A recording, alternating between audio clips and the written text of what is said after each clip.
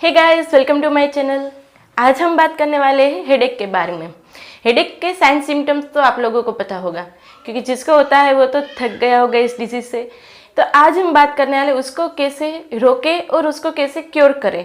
यानी कि कुछ छोटे छोटे लाइफस्टाइल चेंजेस आप करेंगे तो हेडेक कभी होगा नहीं।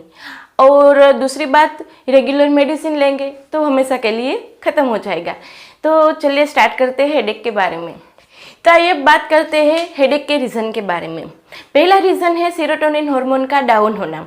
सेरोटोनिन हार्मोन, जिसको हम हैप्पी हार्मोन भी बोलते हैं, जो डाउन हो तो डिप्रेशन हो जाता है, मूड स्विंग हो जाता है, हमें कहीं अच्छा नहीं लगता। तो ये जो सेरोटोनिन लेवल डाउन हो जाता है उसकी वजह से ट्राइजेमिनल पाथवे डिस्टर्ब हो जाता है, जो ब्रेन में ऐसे केमिकल्स पैदा करते हैं जो पेन देता है, जो ब्रेन डिस्टर्ब कर देता है और हमें हेडेक होने लगता है। तो ये पहला रीज़न था। दूसरा रीज़न है जो कि बहुत ही अनकॉमन है और बहुत ही मोस्ट फ्रिक्वेंटली है, जो आपको कहीं और नहीं मिलेगा ये सिम्टम्स, वो है हाइपोग्लाइसेमिया। हाइपोग्लाइसेमिया यानी कि शुगर का डाउन हो जाना। यदि आपकी बॉडी में शुगर डाउन हो जाएगा तो हेडेक होगा। ये मोस्टली उन लोगों को पता होगा जो रात में सो जाते हैं अच्छी तरह से, कोई भी पेन नहीं होता, सुबह उठते हैं तो सीवियर हेडेक। रातों रात ऐसा क्या हुआ जो हेडेक हो गया? तो उसका रीज़न ये है कि जो हमारी बॉडी में शुगर डाउन हो जाता है रात में, उसकी वजह से हेडेक होने लगता है। तो ये इसका प्रिवेंटिव मेजर्स में बताने वाली हूँ आगे, कि एक छोटा सा लाइफस्टाइल चेंज करना है रात को सोने से पहले, जिससे जो आपको सुबह उठने वाला जो सीवियर हेडेक होता है वो कभी नहीं होगा। तो दूसरा रीज़न है हाइपोग्लाइसेमिया। तीसरा रीज़न है B12 डेफिशिएंसी। ये मेन रीज़न है जो आजकल B12 डेफिशिएंसी की अवेयरनेस तो बढ़ती जा रही है, लेकिन ये B12 डेफिशिएंसी की अवेयरनेस ये न्यूरोसाइकियाट्रिस्ट लोग नहीं बताते। जिसको B12 डेफिशिएंसी होती है उसको हेडेक होता है, सारे इन्वेस्टिगेशन करवा लिए, CT स्कैन भी करवा लिया, लेकिन B12 की कोई भी जांच नहीं हुई या B12 के कोई भी ट्रीटमेंट नहीं हुए। तो B12 डेफिशिएंसी होगी तो हेडेक बार बार होगा और बहुत ही सीवियर होगा, क्योंकि जो B12 होता है वो हमारे नर्व्स का खुराक है। तो ऐसे मामलों में B12 विटामिन के नॉर्मल लेवल मेंटेन करने से माइग्रेन का अटैक रिड्यूस हो जाता है और उसकी सीवियरिटी भी कम हो जाती है।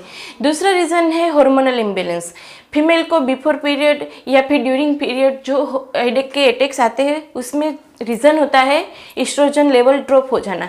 तो जो एस्ट्रोजन हार्मोन का इम्बैलेंस हो जाता है उसकी वजह से भी हेडेक हो जाता है। तीसरा रीज़न है, यानी कि एक मोस्ट कॉमन रीज़न है स्ट्रेस। स्ट्रेस की वजह से भी हमारी जो मैकेनिज्म होती है ब्रेन की वो गड़बड़ हो जाती है और स्ट्रेस की वजह से हेडेक के रीजंस बहुत ज़्यादा बढ़ गए हैं। आजकल वो केसेस बहुत ज़्यादा है क्योंकि हमारी जनरेशन में स्ट्रेस बहुत ज़्यादा है, तो स्ट्रेस भी मेन रीज़न होता है। अब कुछ ऐसे रीज़न है जो भी हमें खाने में कुछ चेंज हो गए, यानी कि एसिडिक या एक्स्ट्रा स्पाइसी खा लिया तो हेडेक हो जाता है। दूसरा रीज़न है एटमॉस्फेयर चेंजेस। जब बैरोमेट्रिक प्रेशर में सडन चेंजेस हो जाते हैं, अप एंड डाउन हो जाता है तो हेडेक हो जाता है। एक्सेस हीट, यानी कि सन में थोड़ी देर घूम लिया तो हेडेक हो जाता है। तो ये धूप वाली प्रॉब्लम भी काफ़ी है, तो उसके लिए क्या करना है, सन ग्लासेस पहनना चाहिए, हमारी पूरी बॉडी को कवर कर देनी चाहिए। ये ऐसे प्रिवेंटिव मेजर्स है जो सन लाइट की वजह से हेडेक होता है उसको प्रिवेंट करता है। एक्सेस नॉइस की वजह से भी हेडेक हो जाता है। और दूसरा रीज़न है अल्कोहल कंजप्शन। अल्कोहल कंजप्शन तब तो अच्छा बड़ा मज़ा आता है क्योंकि हम अलग ही दुनिया में चले जाते हैं, लेकिन दूसरे दिन उठे तो हेडेक होता है। तो ये माइग्रेन ट्रिगर करता है। डार्क चॉकलेट भी माइग्रेन ट्रिगर करती है। तो ये सारे चेंजेस ऐसे जो हमें छोटे छोटे होते हैं जो लाइफ में हमें पता भी नहीं होती और वो हमारे हेडेक को ट्रिगर कर देती है। वाजोडाइलेटर्स मेडिसिन और ओसिपिल्स मेडिसिन ये भी एक रीज़न होती है जो हेडेक को ट्रिगर करता है। तो ये सारे ऐसे फैक्टर के जो हेडेक ट्रिगर करता है, जो हमारी हेडेक को बढ़ावा देता है। तो इस ट्रिगर से हमें बचना चाहिए। Skipping meal is a main reason, यानी कि जब आप पूरा दिन फास्ट करेंगे या खाना नहीं खाएंगे, अपने मील स्किप करेंगे तो हेडेक हो जाता है और ये कॉमन और मोस्टली फाउंड रीज़न है। और एक रीज़न ये है हेरिडिटरी, यानी कि जो मम्मी पापा को हेडेक होता है तो उसको बच्चे को भी हेडेक हो जाता है। इसका जो भी फिनोमिना वो पता नहीं क्यों हो रहा है, लेकिन हाँ ये हेरिडिटरी फैक्टर भी बहुत कॉमन है। तो चलिए अब बात करते हैं सिम्टम्स के बारे में। सिम्टम्स में यानी कि मुझे बोलने की ज़रूरत ही नहीं है, सिम्टम्स को सबको पता ही होता है, लेकिन फिर भी मैं बोल देती हूँ क्या क्या होता है। तो उसमें प्रीडोम सिम्टम यानी कि जो आपको हेडेक होता है उसके एक दिन पहले थोड़ा सा आपकी बॉडी में अनइजीनेस रहता है, एब्डोमिनल डिस्कम्फर्ट हो जाती है यानी कि कॉन्स्टिपेशन हो जाता है, एसिडिटी गैस वगैरह हो जाता है, और फिर क्या होता है वीकनेस आ जाती है यानी कि पूरी बॉडी में थोड़ा सा वीक फीलिंग होती है, मसल डिस्ट्रोफी जैसा हो जाता है यानी कि हमें हाथ पैर काम करने का मन ही नहीं करता। तो ये थोड़े से वीकनेस टाइप के सिम्टम्स आ जाते हैं।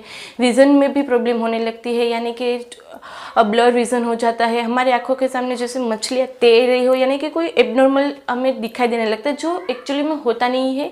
ये विज़न प्रॉब्लम भी होती है। साउंड प्रॉब्लम होती है यानी कि हमें अलग अलग से छोटे छोटे आवाज़ आने लगते हैं टिनिटस टाइप के। तो ये हमें एक दिन पहले की यानी कि कुछ घंटे पहले के सिम्टम्स होते हैं, तो पता चल जाता है कि हाँ भाई मुझे अब हेडेक होने वाला है। जिसको ये होता है उसको पता चलता है कि हाँ भाई मुझे हेडेक होने वाले है, थोड़े से आगे के सिम्टम्स है। जब हेडेक होता है तो क्या होता है, हमारी हेड में सीवियर थ्रोबिंग पल्सेटिंग पेन होता है, और ये पेन हमें जब तक मेडिसिन ना ले तब तक, मेडिसिन लेंगे तो ठीक हो ही जाएगा, और मेडिसिन ना ले तो वो 1 दिन से 2 दिन तक कंटिन्यूस चलता रहता है। तो ये पेन होता है मेनली सिम्टम। पेन में कई सी लोगों को सिर्फ एक ही साइड होता है, जो मेनली एक ही साइड होता है, लेकिन कई लोग ऐसे भी होते हैं जिसको पूरे हेड में सीवियर थ्रोबिंग पेन होता है। किसको ऐसा पेन होता है जैसे यहाँ पर टाइट बैंडेज कर लिया हो, किसी को ऐसा पेन होता है जैसे हमारी जो ब्रेन होता है उसमें कोई छोटे छोटे हथौड़े जैसे मार रहा हो, किसी को सीवियर पल्सेटिंग पेन होता है, किसी को थ्रोबिंग पेन होता है। तो जो पेन होता है वो बहुत सीवियर होता है यानी कि जो भी अनबेरेबल पेन होता है उसमें माइग्रेन का सेकंड नंबर भी हम दे सकते हैं। पहला तो डिलीवरी वाला होता है, तो ये जो माइग्रेन का पेन है वो बहुत सीवियर होता है।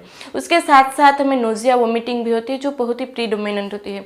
पेट में ऐसा लगता है कि सब कुछ बाहर आ जाएगा, वो फीलिंग होती है जो बिल्कुल अनइजीनेस रहती है हमें स्टमक में, और फिर नोजिया हो जाता है, वोमिटिंग हो जाती है। वोमिटिंग के कुछ मिनट बाद हमें ऐसा लगता है हाँ मेरा माइग्रेन चला गया, मेरा पेन चला गया, लेकिन नहीं, 2 या 3 मिनट बाद फिर से वही सीवियर हेडेक होता है।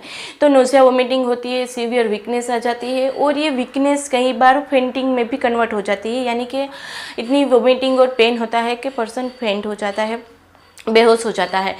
लेकिन ये बहुत ही सीवियर माइग्रेन में होता है। एक फेंटिंग बहुत कॉमन नहीं है, लेकिन हाँ होती ज़रूर है। और एक मेन सिम्टम है sensitive to light and sensitive to noise यानी कि जो हमें माइग्रेन का अटैक आता है तो क्या होता है कि हम ऐसा लगता है कि एक बंद कमरे में बिल्कुल अंधेरे में हम सोते रहे, ना कुछ बोले ना कोई और बोले, कोई ऐसे छोटा सा भी नॉइज़ करेगा तो हमें ऐसा लगेगा कि मैं इसको थोड़ा सा घुसा मार दूँ, यानी कि ऐसा इरिटेशन हो जाता है। तो वो sensitive to light and noise ये भी बहुत डोमिनेंट सिम्टम है। तो चलिए अब बात करते हैं आगे कि जिसको प्रिवेंट कैसे करने हैं। तो प्रिवेंशन में मैंने जैसे बोला था छोटे छोटे लैब चेंजेस करने हैं। सबसे पहले तो हीमोग्लोबिन B12 लेवल और विटामिन D3 लेवल चेक करवा लीजिए और उसको नॉर्मल रेंज में ले आए। यदि विटामिन B12 200 या 300 होगा तो पेन होगा, अटैक ज़्यादा होगा, और जो भी पेन होगा वो बहुत सीवियर होगा। तो विटामिन B12 लेवल आप 900 या 1000 तक ले आइए, कैसे भी करके, इंजेक्शन टेबलेट कैसे भी करके। तो क्या होगा, जो पेन होगा उसकी सीवियरिटी भी कम होगी और उसके अटैक की फ्रीक्वेंसी भी कम होगी। दूसरी प्रिवेंटिव मेजर में बात आती है, जो मैंने बोला था हाइपोग्लाइसेमिया के लिए सुबह उठते ही हेडेक हो जाता है। रात में कुछ नहीं होता, सुबह उठते ही हेडेक हो जाता है, तो उसका रीज़न हाइपोग्लाइसेमिया होता है, sudden drop in the glucose level. तो इसको प्रिवेंट में हमें क्या करना है, रात को सोते समय आप शुगरी फूड खा लीजिए, कोई चॉकलेट खा लीजिए या फिर काजू कतरी, पेड़ा, या फिर आप बेस्ट वे है आप रात को सोते समय 1 गिलास मिल्क पी लीजिए, उसमें 1 या 2 चम्मच आप शुगर डाल दीजिए और पी लीजिए। तो मिल्क भी अपना काम कर लेगा और आपको हेडेक भी नहीं होगा। तो शुगरी फूड रात को खाने से जो भी सुबह उठकर वाला सीवियर हेडेक होता है, जो कई लोगों को होता है, यानी कि 50 से ज़्यादा लोगों को सुबह उठकर हेडेक होता है माइग्रेन में, तो उसको स्किप करने के लिए, उसको प्रिवेंट करने के लिए बेस्ट वे है रात में सोते समय शुगरी फूड खा के सोइए। दूसरी ऐसे चेंजेस होते हैं, यानी कि जो भी ट्रिगर फैक्टर है उसको हमें प्रिवेंट करना है। सन से एलर्जी है तो सन में न कम घूमिए, या घूमिए तो फिर थोड़ा सा कवर होकर घूमिए। सन ग्लासेस का यूज़ आप थोड़ा सा ज़्यादा कर लीजिए। और नॉइज़ में जाना चाहते हो तो ईयर प्लग डाल दीजिए, जाके थोड़ा सा कम नॉइज़ हो। जाना तो पड़ता है, हम उसको नहीं रोक सकते, लेकिन जब चाहिए तो ईयर प्लग अपने डाल के चाहिए। फिर स्ट्रेस कम कर दीजिए, थोड़ी सी एक्सरसाइज कर दीजिए, मेडिटेशन, योगा ये थोड़ा बढ़ा दीजिए। सुबह उठकर सिर्फ 15 मिनट अपने आप को दे दीजिए, तो जिससे हम ये ट्रिगर्स फैक्टर को अवॉइड कर सकें। तब बात करते हैं मेडिसिन के बारे में।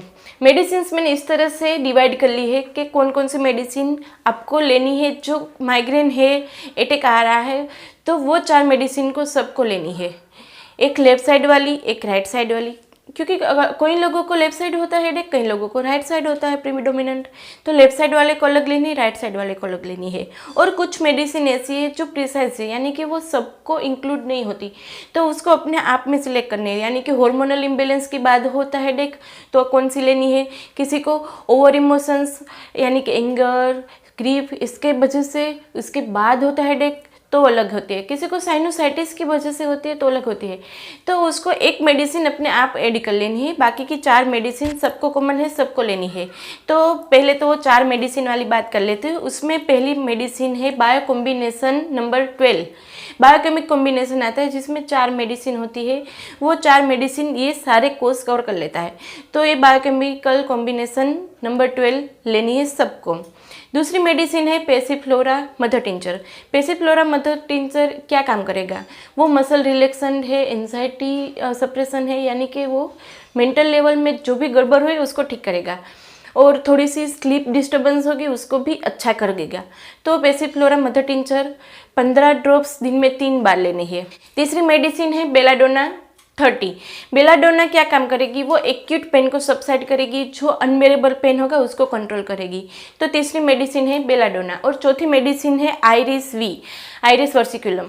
तो आइरिस जो भी गैस्ट्रिक कंप्लेन होगी, यानी कि जो नोजिया, वोमिटिंग, जो भी गैस्ट्रिक ट्रबल होगी उसको आइरिस ठीक करेगी। तो ये 4 मेडिसिन सबको लेनी है। Biochemic combination number 12, Passiflora mother tincture 15 drops दिन में 3 बार, बेलाडोना 30 2 बूंद दिन में 4 बार। और जब एक्यूट पेन हो, जब सीवियर पेन हो रहा हो, तो बेलाडोना आप हर 15 मिनट में रिपीट कर सकते हैं। 2 बूंद हर 15 मिनट में लीजिए जब तक पेन सबसाइड ना हो तब तक। आइरिस वी 200, आइरिस वर्सिकुलम 200 2 बूंद दिन में 4 बार लेनी है। और जब एक्यूट पेन हो तो वो भी आप 15 मिनट में रिपीट कर सकते हैं, तो आपको नोजिया वोमिटिंग की कंप्लेन नहीं होगी। तो ये 4 मेडिसिन सबको ले लेनी है। ये मेडिसिन का कोर्स आप 3 महीने तक कीजिए। ये चारों मेडिसिन 3 महीने तक लेनी है। अब आपको एक्स्ट्रा कौन सी ऐड करनी है वो बता देती हूँ। जब राइट साइड का पेन प्रीडोमिनेंट हो, यानी कि माइग्रेन हो रहा है लेकिन पेन सिर्फ राइट साइड के भाग में प्रीडोमिनेंट है, तो उसको लेनी है सेंगुनारिया 200 2 बूंद दिन में 4 बार। और इसी तरह से जिसको लेफ्ट साइड प्रीडोमिनेंट है, यानी कि पेन लेफ्ट साइड ज़्यादा हो रहा है, पेन लेफ्ट साइड की ओर हो रहा है, तो उसको लेनी है ब्रायोनिया 200 2 बूंद दिन में 4 बार। तो राइट एंड लेफ्ट दोनों अपनी तरह से ऐड कर लीजिएगा। जो भी आपको प्रीडोमिनेंट पार्ट हो उस टाइप से आप सेंगुनारिया या ब्रायोनिया ऐड कर दीजिए। अब और रीज़न, जैसे कि किसी की डेथ हो गई हो, या ब्रेकअप हो गया हो, या फाइनेंशियल लॉस, जब भी कोई इमोशनल ब्रेकडाउन हुआ हो और उसके बाद जो हेडेक ना जा रहा हो, तो उसके लिए लेनी है इग्नेसिया करके मेडिसिन आती है। इग्नेसिया 200 2 बूंद दिन में 4 बार लेनी है। इग्नेसिया 200 आफ्टर एनी इमोशन शोक। तो ये इग्नेसिया की बात होगी। अब और जो भी साइनोसाइटिस की वजह से हेडेक रहता है, यानी कि किसी को टेंडेंसी होती है हेडेक की, जबकि साइनोसाइटिस की वजह से हेडेक होता है और कोई रीज़न नहीं होता है, तो साइनोसाइटिस के बाद का जो हेडेक होता है उसमें लेनी है स्पाइचेलिया 30 एंड जलसेमियम 30। स्पाइचेलिया 30, जलसेमियम 30 2 बूंद दिन में 4 बार। अब किसी का नेचर गुस्सा वाला हो, जिसको बार बार इरिटेशन हो जाता है, गुस्सा बार बार आ जाता है, बार बार उसको इमोशन डिस्टर्ब हो जाता है, चाहे छोटी बात हो उसको बड़ी लगने लगती है, तो इस तरह से over emotion person, over anger वाला पर्सन होता है, जिसको स्ट्रेस बहुत रहता है और उसके बाद उसको हेडेक रहता है। रात में आए तो उसको हेडेक होता ही है, डेली हैबिट हो चुकी है उसको हेडेक की, तो ऐसे पर्सन को लेनी है नेट्रम कार्ब। नेट्रम कार्ब 30 2 बूंद दिन में 4 बार। उसको 4 मेडिसिन तो ले लेनी है, उसमें साथ में नेट्रम कार्ब ऐड कर देनी है। अब जिसको मेनोपॉज होता है, यानी कि 40 के आसपास की जो फीमेल होती है उसको डेली हेडेक रहता है, तो उसको लेनी है सेपिया। सेपिया 200 2 बूंद दिन में 4 बार। स्कूल गोइंग गर्ल, यानी कि जो गर्ल को अभी अभी पीरियड स्टार्ट हुआ, जो अभी अभी प्यूबर्टी में एंटर हुए, तो उसमें जो हार्मोनल इम्बेलेंस होगा वो खुद कोप अप नहीं कर पाएगी।